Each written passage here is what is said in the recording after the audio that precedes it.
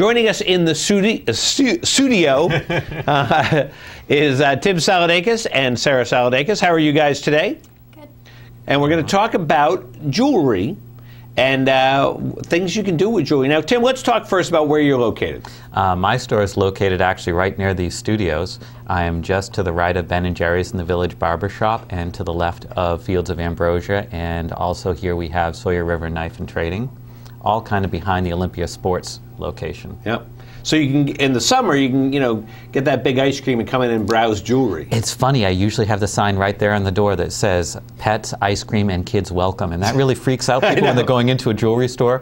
We do keep biscuits under the counter for the dogs when they come in. If you happen to have a cat with you, we'll give it a pet. but that's about it. So we don't see too many cats coming in. Well, that's good. That's nice that you're ice cream friendly. So. We are. So let's talk about that. I mean, obviously, Valentine's Day is coming up. Now, percentage-wise in the industry, not necessarily for you, what is the percentage of jewelry sales for the year that occur as a result of Valentine's Day? Absolutely small compared to the rest of the opportunity. The jewelry industry nationwide does more than 70% of its sales in the last quarter of the year, so it's highly Christmas driven. And certainly I will point out that if you get your young lady a piece of jewelry, she'll still have it a year from now. And much as I love many of our florists, if you get her flowers, she won't have them a year from now. Well, there you go. So there's just a small thing to consider. And but that's interesting. I would have thought that the number would have been considerably higher, for Valentine's Day. Excuse me. No, we have 30% to stretch out through the other 3 quarters of the year. So Valentine's Day is just a blip on the radar. Well, let's talk about some of the things that you specialize in, Tim, and a lot of it, and we were talking just a little bit before, is, people bringing in their old jewelry and what you're able to do with that. Oh, that's so much fun. It really is. We get to sit down with folks and talk about the family history behind the pieces. I encourage folks when they want to evaluate their jewelry to bring everything in, even the things that they know are costume pieces, because we can talk about what I see as a jeweler, they can talk about the family history in the pieces, and then we can look at what needs to be done, what can be done, and my information is free, and between the two of us we come up with some neat projects. I bet you do, and I'm sure then people feel, well, they've helped create that jewelry. Absolutely. To an extreme degree we can do that. Sarah's music teacher from last year recently worked with her husband-to-be in my workshop handcrafting their own wedding rings with materials that were in the family. That's great. Not only was it family related, but they got to work side by side with me creating their wedding rings. That was cool. That brings tears to my eyes. That is so cool. And then what, obviously diamonds are very popular. Everybody loves diamonds. Sarah, you're wearing diamond earrings right now, aren't you? Yeah. Yes, there we go. Can you give us a look at them? Go ahead, Hans. Han's going to zoom right in on your ear. Boy, she's going, I hope I clean my... Look at that. And this would probably be a good time to mention Sarah's sporting a new do in her hair. We brought her up to see Nina up at the bungalow by 1-to-1 Fit, one of your big advertisers. Oh, yeah? And so they did a beautiful job giving Sarah her, not amber, they're what color tints? Ginger. Ginger tints, that's what we're looking for, ginger. Ginger tints.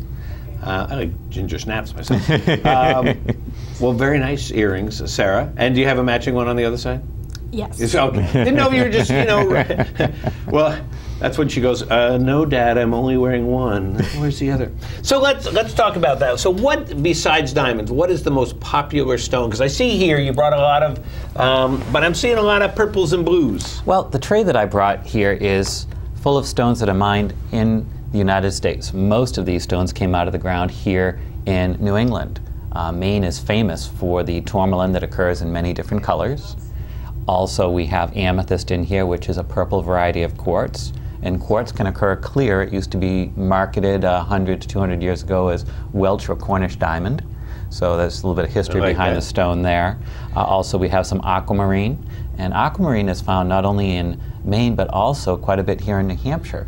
A little bit of history there. The stone in its gem quality is used in jewelry, but when it's found in larger quantities that aren't quite so gemmy, they actually extract a metal from there. Really? The material is, the crystals are called beryl, and the metal beryllium is extracted from that for industrial use. Aquamarine, I like that. I think that's Aquamarine. I always thought it was a water gem, probably because of the marine. But So what's popular? What do you think if people come in and they don't want a diamond? Usually we're seeing folks that want color. And so any gemstone that gives them an intense color is what they're going to enjoy. Yeah. We see the tourmalines that have a depth of red or a depth of green, and the less common blues also translate to more expensive, but they can be quite desirable. And which one is the main one? Maine is distinctive for a certain color, right? All the colors are found in Maine. Whether or not Maine has better tourmaline is still subjective, let's say, but certainly folks do like to know that they're getting a piece of New England real estate. That's great. Now, we were also talking before about, and again, it comes down to coming in to seeing you, creating a piece or finding a piece that's not a cookie cutter piece, that you're not going to find in every other store or whatever. You're talking about unique stuff. And you've got a variety of stuff in the store already. Probably about 6,000 or 7,000 pieces of inventory, not counting the loose gemstones on those. The last time we did a count, we were between 2,000 and 3,000 loose gemstones for people to choose from. But Sarah's wearing a bracelet today, and the bracelet is crafted in the Bidar province of India. I actually made a deal with a missionary group over there. They're running an optical clinic in Bidar, India. I write them a $1,000 check. They spend $500 on optical gear, and they spend $500 on jewelry that the next person coming back to the States will bring to me. That's terrific. And so that's where that piece came from, and we have a number of pieces from that region. And as far as we know, we're the only folks in New England carrying it. So it is definitely unique to our shop. That's great. That's great. Now you have something. You have this tray. Let's talk about what that tray is. This tray is a good example of options. If somebody wants to come into the store and maybe look at a new mounting to put a diamond into, maybe they've got grandma's diamond and they want to put it into something more modern. This is a great place to start. It's less expensive than having me handcraft a brand new piece for them one at a time in my shop. These are representative of some of the companies whose products we carry, and they're produced in larger quantities, and that keeps the cost down. But certainly it gives us a great starting point, and sometimes folks will say, you know, this ring is perfect except I want a filigree band, in which case we'll start from here and we'll modify it. Yeah. And that's a kind of in-between cost-wise option. They're not paying to have the entire piece handcrafted, but they are getting something that's definitely unique from the production run.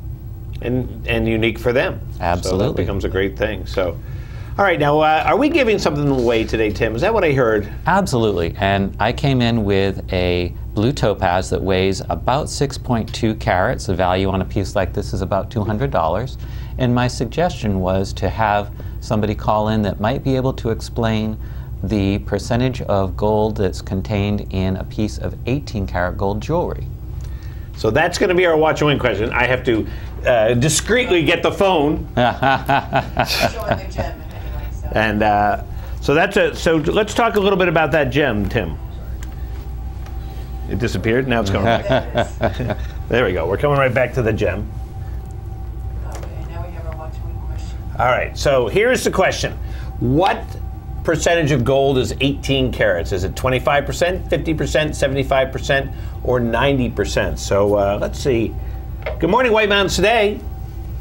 75%. 75%, Tim? That is absolutely correct. If you do the math out on this, pure gold is sometimes stamped 24 karat, so those other carat ratings are the top half of a fraction, the bottom is always 24. So if you do the math, 18 out of 24 gives you 75%, and you're the winner of a beautiful 6.2 carat blue topaz. There you go. Who's on the phone?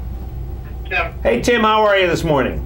Good. Good. Well, congratulations. So we'll chat with you in a moment. We'll get some more info from Tim. So now what would you do with something like that? Too big for a ring? Well, it depends. I actually have clients who can wear this in a ring, and they have the outgoing personality. You're not wrong. You're right for many people. There are people who do have that strong outgoing personality, and they'd be very comfortable wearing it in a ring, but most often we'll do a pendant for a piece like that, usually with a point up, but not always. That certainly is up to the client.